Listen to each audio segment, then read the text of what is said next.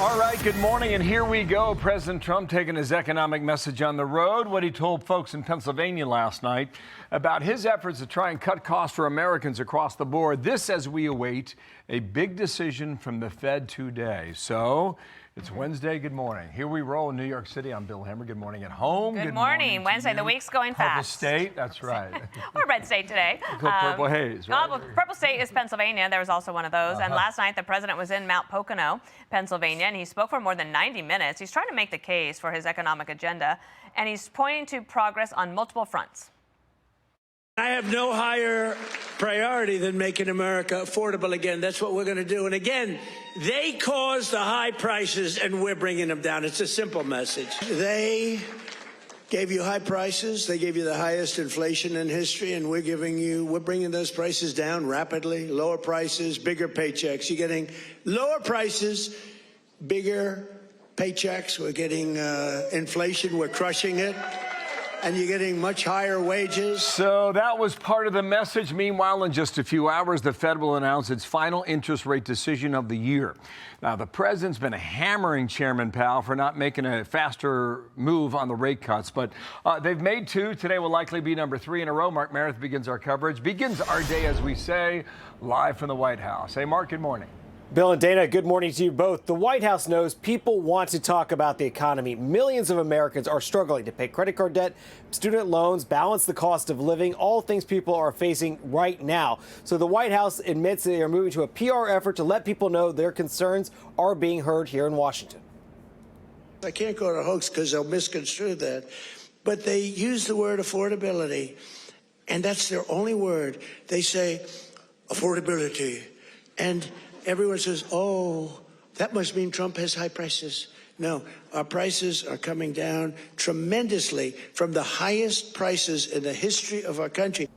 As the Wall Street Journal points out today, the affordability issue could severely damage Republican prospects in the midterms, and it could also sink the Trump presidency. Today, the Federal Reserve will wrap up a 2-day meeting where another interest rate cut is expected. But the big question is, will we see more rate cuts next year? And we'll look for any comments about how the Fed feels about the economy overall. Today, top administration officials are arguing rate cuts will help the housing market. We need the Fed to cut rates. We need to continue to deport illegals that are taking houses from the American people. So we're very intentional and focused about it at HUD and across the administration. Fox polling shows a majority of Americans still not happy with where the economy stands, and those numbers really have not changed much in a year. Working class Americans, everyday Americans, hardworking American taxpayers are struggling in the Trump economy to live paycheck to paycheck.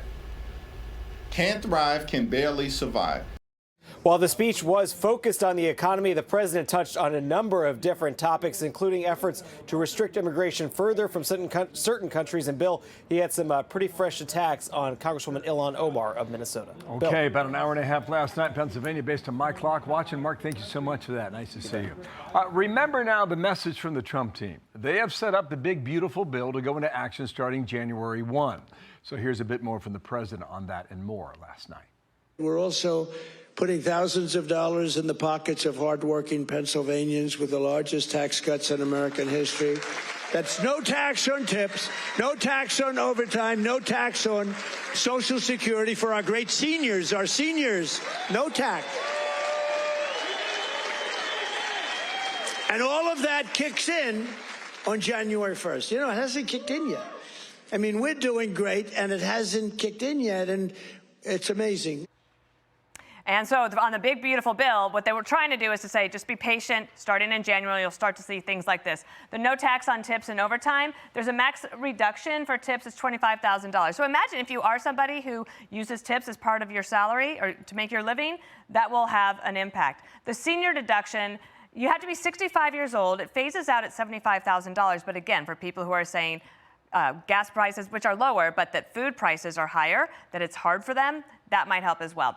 There's a no tax on car loan interest. Now, that can be helpful, but what might be even more helpful is what they announced last week, which is they're doing away with some of the EPA rules on these car and fuel mileage. That actually will help bring the cost of cars down probably even more. And then a child tax credit expansion. That's very bipartisan. A lot of people like this. A lot of people love to see good economic news, but I would say Josh Holmes, our next guest here. Josh, you know communications very well. To me, economic communications is one of the hardest things. If the economy's great, everyone feels it. If it doesn't feel so great, it's hard to convince people that it's going so well. One question for you. How important is it to find the right ratio for President Trump to say, look what I inherited from President Biden, but also to look ahead at what's to come? Yeah, well, listen, I think President Trump is doing exactly what he needs to do in terms of getting out there and selling this. You cannot let Democrats frame an affordability debate. It may seem, even with a newspaper level knowledge of what's going on in the economy, incredulous to some that you can hear a Democrat complaining about affordability. We all know how it is that we got there. And what I think President Trump did really well last night, Dana, is remind everybody that when you dump $6 trillion into the economy for Green New Deal scams and rampant fraud, it's going to have an economic impact, and it did with 13, 14% inflation that created all of this. So what did the Trump administration do? They turned around, put the big, beautiful bill in, set the infrastructure correctly in a deregulatory state, and brought all of the things back that are going to create wealth in this country, going to improve wages, and that just takes some time. That's the great challenge, Dana, you know well, for an incumbent president to sell prospectively on the economy, but I think they're beginning to do that. Okay, so that sets up perfectly for a little trip back in time, all right? Inflation is a sticky thing, Josh. Here is Joe Biden telling everybody that this is all just temporary. 2021, watch. As our economy has come roaring back, we've seen some price increases. Some folks have raised worries that this could be a sign of persistent inflation, but that's not our view. Our experts believe, and the data shows, that most of the price increases we've seen were expected and are expected to be temporary. Okay, so it's temporary, it was transitory, it was all that then. Question for you. What is the statute of limitations for political speak for saying it's the other guy who got us here?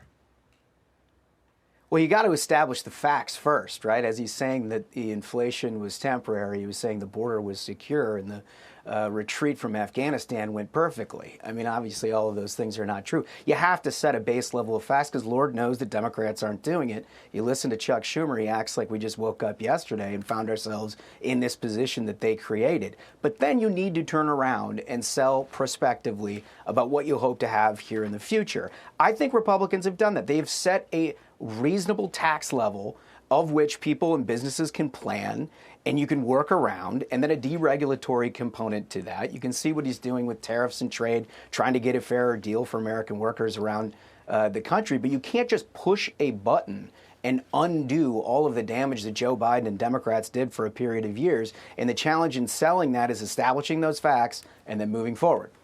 Josh, you know healthcare policy very well and economics. And once more into the breach, the Republicans are going to attempt to see if they can figure out a way to find a good policy and then message it. Chuck Schumer is a skeptic. Listen here. Their plan is a non-starter. They even know it themselves. They're so struggling that they couldn't come up with a real plan, that instead of the total embarrassment of having no plan, they have the total embarrassment of having a plan that's been rejected over and over again, that doesn't lower health care costs, that doesn't extend the ACA one day, which is what the American people are asking for, and has all these poison pill riders, such as abortion, which they know are killer amendments.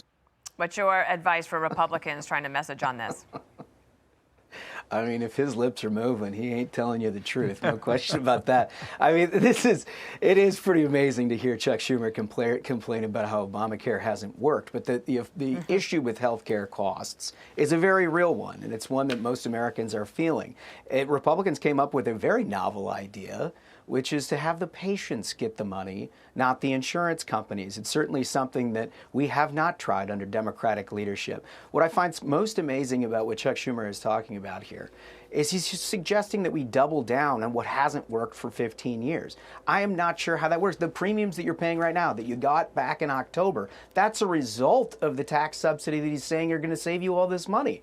This is not working, and I think Republicans going in a different direction is a very smart idea, but they need to stay focused on it because it is a big concern to a lot of Americans. Right. Yeah.